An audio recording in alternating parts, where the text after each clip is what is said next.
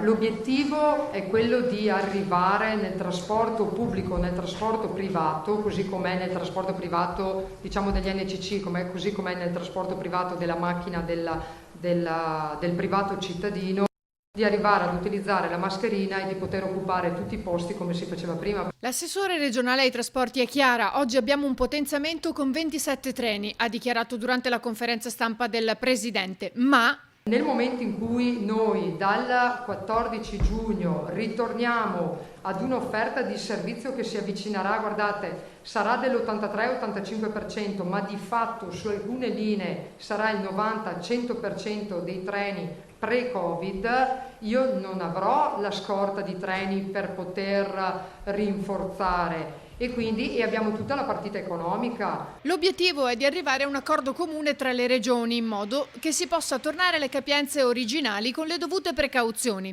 In mattinata poi anche la categoria del trasporto privato ha fatto sentire la propria voce. Quando si parla di trasporto si parla di aerei, di treni o di TPL, mai di queste aziende private che comunque movimentano capitali e investimenti e hanno dei dipendenti a cui devono rispondere. Quindi noi siamo qui a chiedere un aiuto per questi nostri lavoratori e un aiuto al settore. Un appello che ha trovato l'appoggio dell'assessore De Berti. Io chiedo veramente che l'associazione di categoria che li dovrebbe tutelare, che porti sul tavolo delle attività produttive, quindi con il collega Marcato, anche le loro esigenze, perché io ho avuto un confronto anche con il collega Marcato e mi ha confermato che le loro esigenze non sono state portate sul tavolo. E un appello al governo che parli un po' di più con le regioni, che forse le regioni riescono a far capire e a portare gli interessi trasversali di tutte le realtà del nostro territorio.